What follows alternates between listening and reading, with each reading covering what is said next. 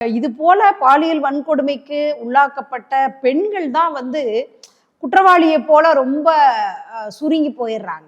தைரியமாக நான் பாதிக்கப்பட்ட அந்த குற்றவாளிக்கு தண்டனையை பெற்றுக் கொடுக்கணும் அப்படிங்கிற ஒரு தைரியம் வந்து சமூகத்துல வருதா அப்படின்னு கேட்டா இல்லை. ஏன்னா அப்படிப்பட்ட சமூகமாக இருக்கு. ஞானாதிக்க சமூகம் வந்து பாதிக்கப்பட்ட பெண்களை ஒரு குற்றவாளி போல பார்க்கறதும், குற்றவாளிகளை வந்து கண்டுகொள்ளாமல் விடுவதுமான ஒரு சமூகமாக இருக்கிறதுனால தான் அந்த பெண்களாக வந்து ரொம்ப தயங்கி எங்களை மாதிரியான அமைப்புகளோ பத்திரிகையாளர்களோ சந்திக்கிறத வந்து அவங்க வந்து அவாய்ட் பண்ணிட்டு வந்தாங்க. கடைசி வரைக்கும் பிணையே கொடுக்கல நீதிமன்றம் அப்படிங்கிறது ஒரு அம்சம்.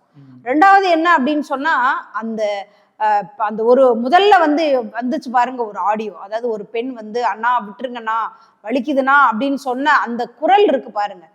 அது வந்து தமிழ்நாட்டில் இருக்கிற ஒரு பெரும்பகுதி மக்களுடைய மனசாட்சியை உலுக்கிய ஒரு குரல். அதனால எல்லாருக்கும் அந்த குற்றவாளிகள் மீது அவ்வளவு ஒரு கொலவெறியில இருந்தாங்க.